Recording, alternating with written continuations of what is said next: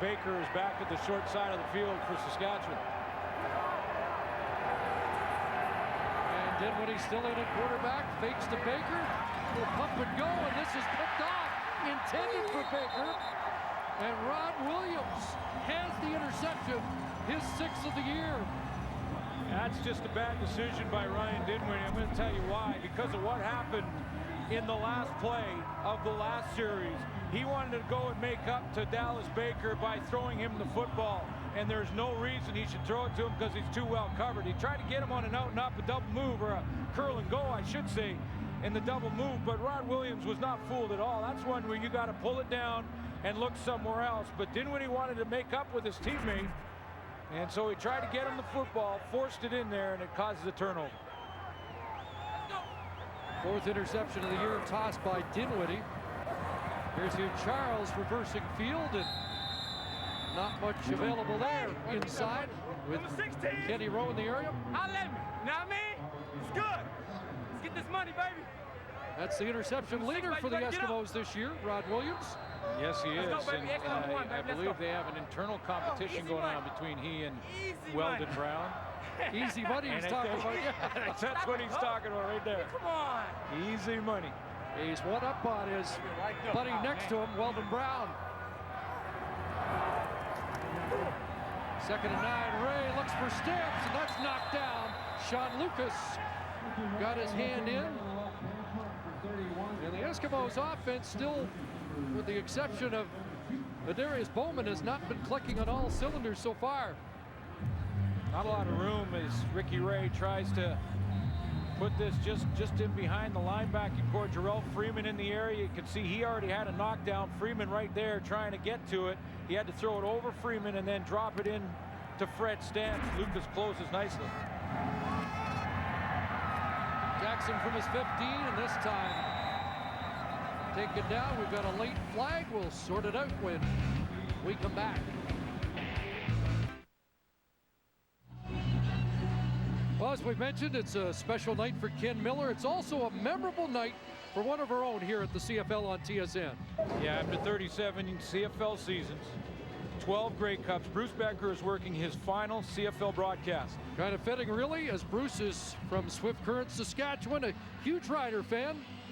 Yeah, his rookie season was back in 1974. His first Grey Cup, 75. Understanding that one, if I remember correctly, was freezing cold at McMahon Stadium. Career highlights, he's had a lot of them, working with Ron Lancaster, the green and white Grey Cups, and TSN's first Grey Cup in Montreal. Camera 1, take a bow. We're going to miss you, Bruce. Good job.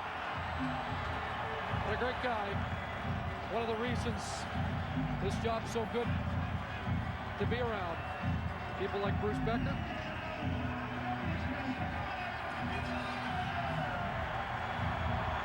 I think the whole stadium's giving him a cheer. Oh, here we are midway through the 3rd quarter. There was an illegal block on that Rider punt return, so they've got to start deep at their own 11-yard line. Cole Berquist. Now Berquist has a completion. Here's Ephraim Hill across the 20, 21. That'll be close. Sorry, Chris. Ryan Dinwiddie a little rattled, I think, after that exchange with Dallas Baker. Went to the sideline, tried to get the football to him, forced it into coverage and interception, and is now on the bench. Or unless it's the same plan as Ken Miller had in the first quarter, which was to give Cole Berquist one series. He had just one series in that first half. It was a 2-and-out. So the first completion for Berquist. It is a first down. Fakes to Cates, and look out. Lowering the boom, Marcus Howard has his 2nd sack of the game. Number 11 on the year. Didn't get the rookie nod. That goes to J.C. Sherritt, but they've got outstanding rookies all over this Eskimo defense. And that's maybe one of the most outstanding in Howard, and he just continues to add to his stats. He had 7 sacks in the first 6 games. And that was after the first throw. 2 hits by Cole Berquist and 2 throws. So it's 2nd and 14. Berquist running out of time. Legare in pursuit. Then he'll throw it away to avoid a sack back around the goal line. And again, Marcus Howard turning it up. Mentioned Paul Jones found Marcus Howard. And then Eric Tillman had a buddy of his with the Tennessee Titans. And during that labor issue with the NFL, Marcus Howard was kind of on the bubble there in Tennessee. Eric Tillman made contact with his friend with the Titans and said, you know, this guy might be available. We went and got him. Hey, hold on. And change the game. Below the line drive, and Armstead bubbling back, and now across midfield and spun down hard at the Rough Rider 53-yard line. A couple of young defensive ends. Ted Laurent, again, a young guy in the middle. Hugh Charles in the game at the tailback spot. Not much there as he gets stuffed, and Dario Romero, who has the lone sack for the Rough Riders, has another tackle. They fly around on that defense for Edmonton, and then they have the offense with more experience, big play potential. That young defensive front seven, it's like you get to the playoffs, and the question is, well, now what? We'll see what happens. He talked about last week in BC on the grand stage in a big game that they really wanted to win, had to win, to take control of their own destiny, and they said they admitted they were a little bit nervous. 2nd and 8. There's Ray, got Bowman again. Well, Darius Bowman has been a star performer here, a couple of touchdowns, and that's catch number 6 against his old team. Yeah, and he does a nice job right at the top of the route to come back just a half step. As he's going to come around the top here and come back to the football, it's just a half step where he gets a little bit more separation. Crossing right underneath by Jason Barnes. There's the seam. You see that little half step? He comes back. That cuts up in front of Craig Butler and gets a little separation on his man. Career best in catches now with 58, and yards well over 1,000. There's the shovel to Hugh Charles, incomplete. Well, that was dangerous. And that is an incomplete pass, not a fumble. You can throw it underhand. If it's forward, it's still considered a completion if it's caught, or an incomplete pass in this case, because this one behind the intended target, Hugh Charles. And in fairness to Ricky Ray, it looked like he had to throw it around Kenny Rowe, who was up in his face, and he kind of go around him and miss Charles.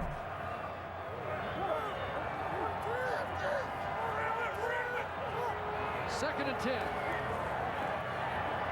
Ray looking for Barnes and almost picked off. Closest man to it was the outstanding rookie safety, Craig Butler, who has 5 picks on the year. Second round, 12th overall in the 2011 draft, and had a huge Banjo Bowl, and that big win for Saskatchewan. And Butler's going to close in a hurry to the right of your screen, top right-hand corner. Go right down the middle. He closes, makes up that ground, and is the closest player to that, the intended target being Barnes.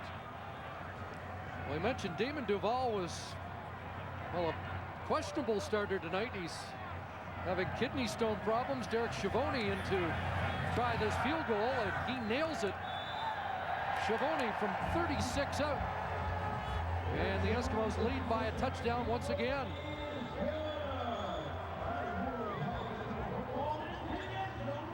Well, as this is our final troop salute for this season, we'd like to pay tribute to all the men and women of the Canadian Forces that have been deployed to the Middle East in defense of our freedom. In 2011, Operations Athena, Attention, and most recently Mobile have all been a huge success, thanks to the dedication and sometimes the ultimate sacrifice by our Canadian troops.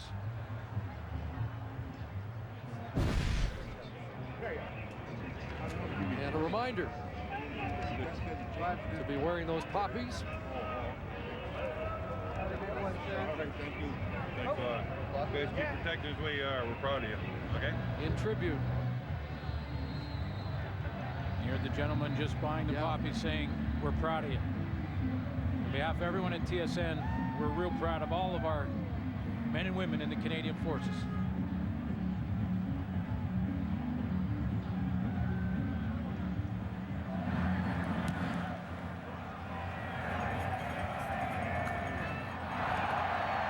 Jackson has a little trouble getting the handle, and he's in more trouble.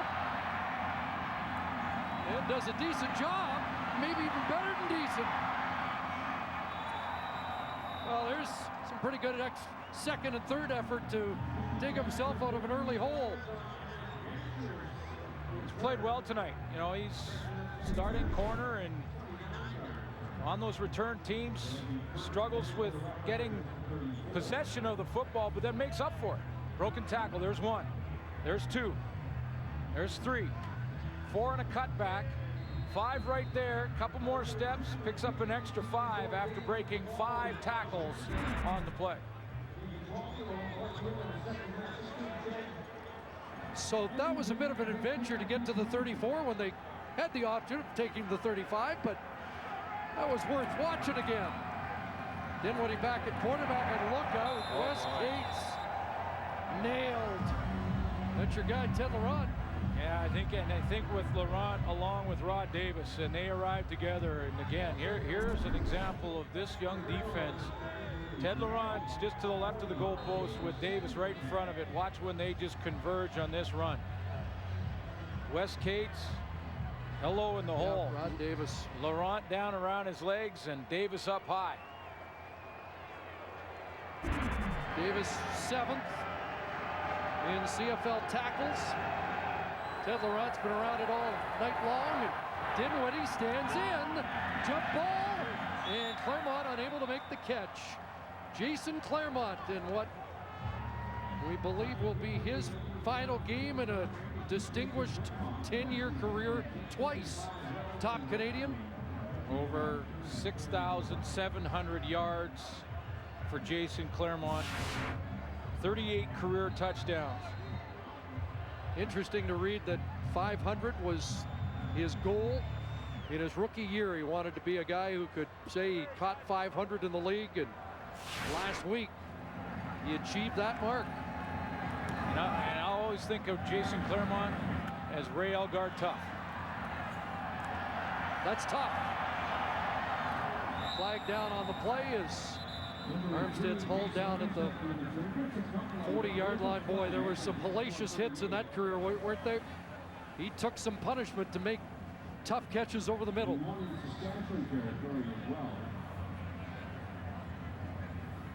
His contract will expire at the end of this season, and very likely will be his last.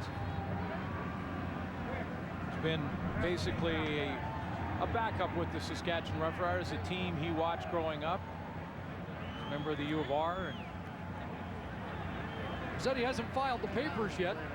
And there was a tweet earlier today that sure sounded like he was getting ready for his last game. Just tough as nails over the middle.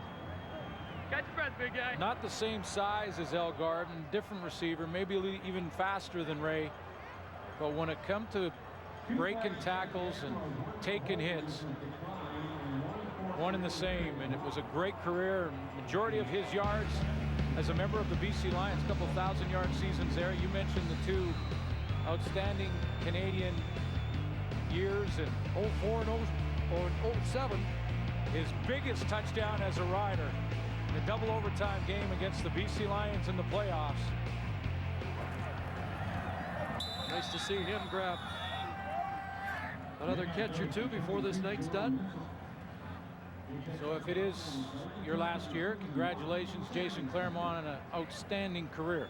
And Baron Simpson, who, as you mentioned earlier, Chris, who is not dressed tonight, kind of gave way to Chris Graham, allowed the team to evaluate him. He's watching as well. Congratulations to him if it's his last year as well. And again, none of these guys have made that announcement official. Baron 45 tackles from 1,000. That'll bring him back. Here's Bowman. Another first down. You know, you see Jarrell Freeman, that's sort of the new guard, and the young guy going over there to make a tackle on Bowman, who's having a great game. But one thing about Baron Simpson that'll stick in my mind is that after the BC Lions and Wally Buono felt that he was too old, 6 years ago, he registered over 500 tackles. It's pretty good.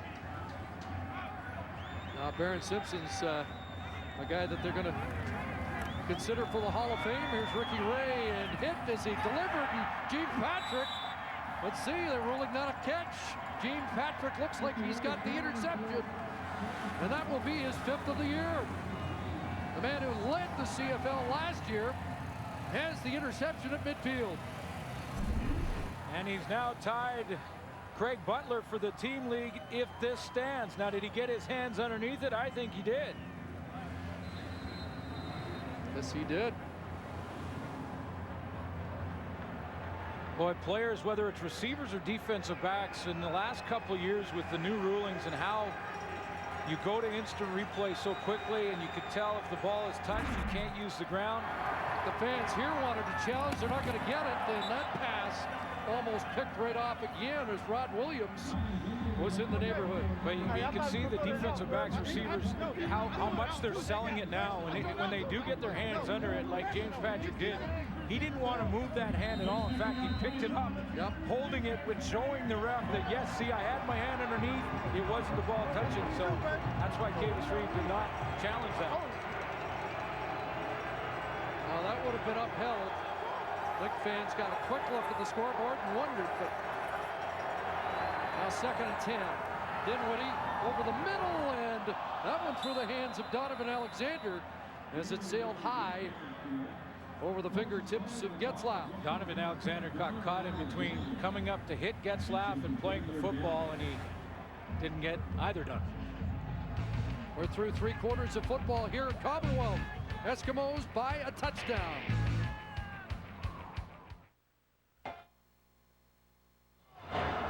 Well, we head to the 4th quarter, and there are the numbers through 45 minutes of football. Yeah, take a look at the Edmonton Eskimos in this game being so important for them. We're watching them closely, and Darius Bowman's been really their only target. 157 yards, a couple of touchdowns. He's having a great game, his best of the season.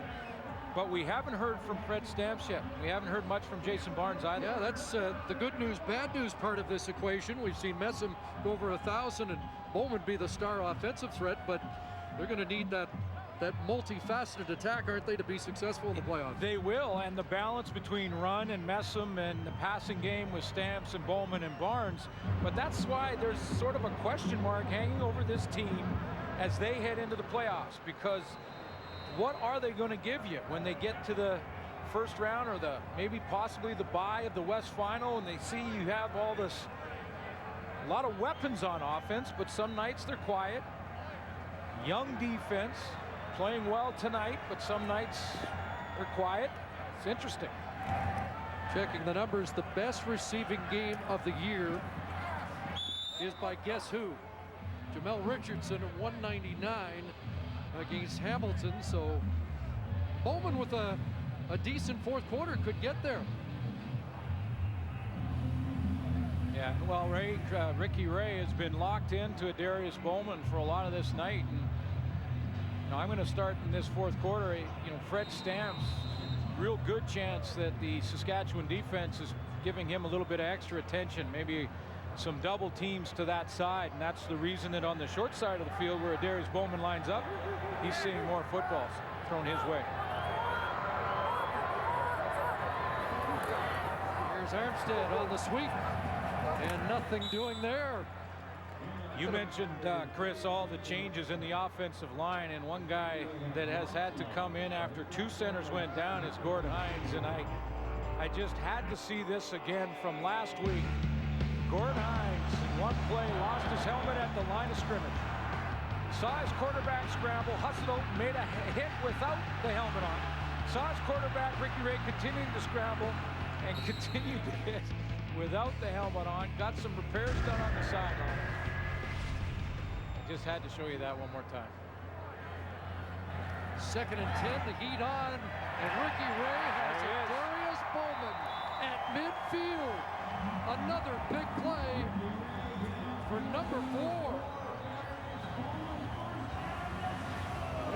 We might be watching the best receiving game of the year tonight. He's been in this short side, and again, this is where that Ricky Ray is locking in.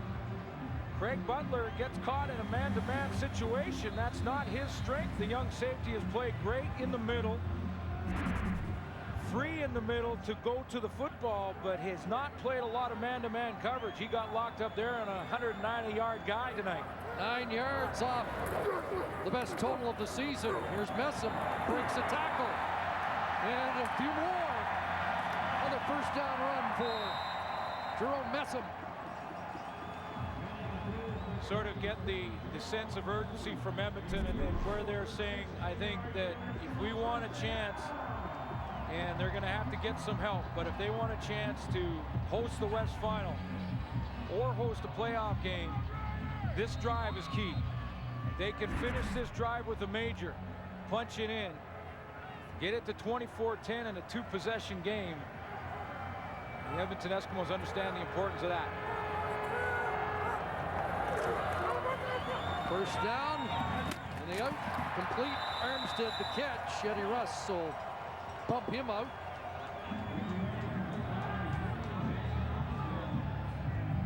And there's a little traction on this Eskimo fourth quarter drive.